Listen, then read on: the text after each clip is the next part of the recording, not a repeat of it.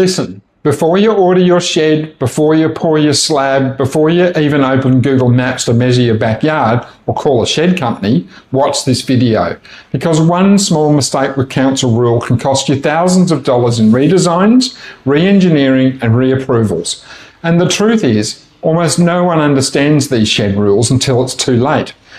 In the next few minutes, I'm going to break it all down in plain English. The real size limits, the height traps, the boundary rules that trip up more shed owners than anything else, and exactly what you do and don't need council approval for.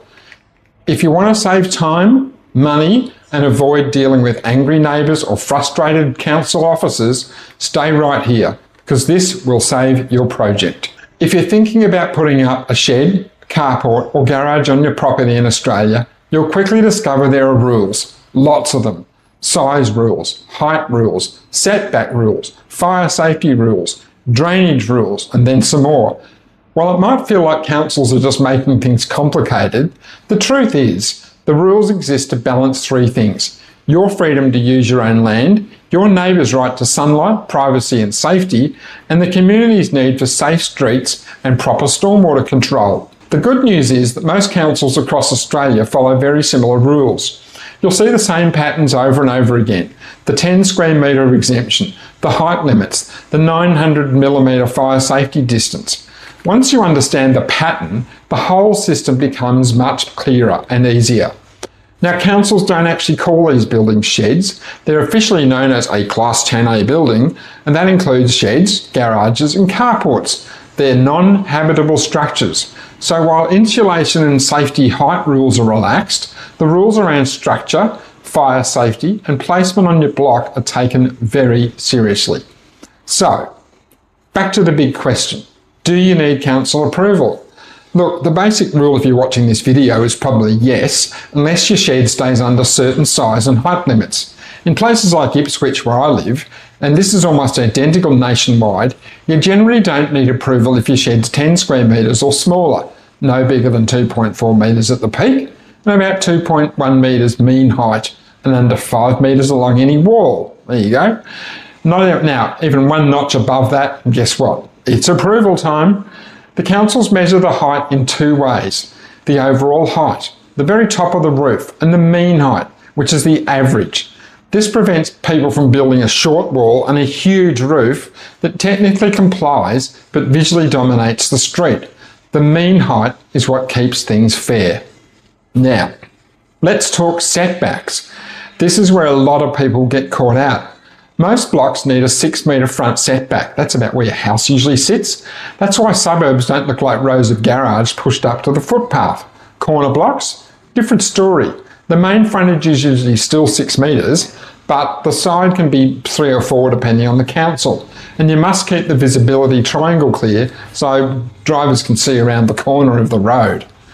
Side and rear setbacks depend on height. Now, up to about 4 metres, you're going to need to be 1.5 metres from the boundary. Anything higher than that, you're probably going to need to be a lot further than that. And around about 2.4, you could probably get really close to the boundary, but you might need a siting variation. The simple logic is, the taller the shed, the further away it needs to sit from the boundary. Some councils allow you to build right on the boundary, but only under strict conditions, with maximum height to the boundary, sometimes around 3.5 metres. Mean height, also about 3.5 metres. So you must be at least 1.5 metres away from any neighbour's habitable window. That prevents tall walls from destroying someone's light or their airflow. Fire safety is also another big one. Sheds often store flammable stuff. Yeah, funny about that. Fuel, paint, mowers. If your shed's 900mm or more from the boundary and your house, you don't need a fire rated wall usually.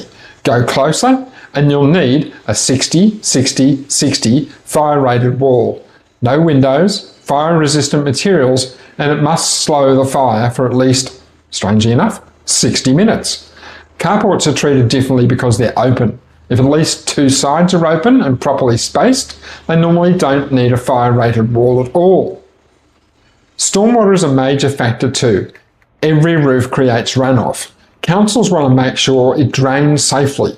usually to the point of discharge, such as the curb. If that's impossible, you might get approval for a soakage pit, but only if it's well away from buildings and boundaries. And yes, councils care about how your shed looks too.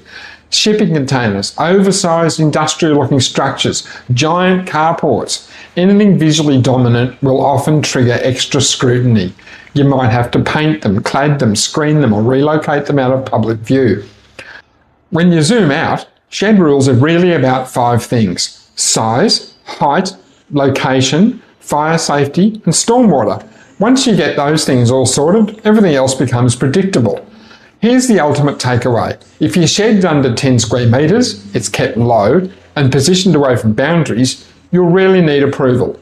If it's bigger, taller, or right on the boundary, approval is almost always guaranteed.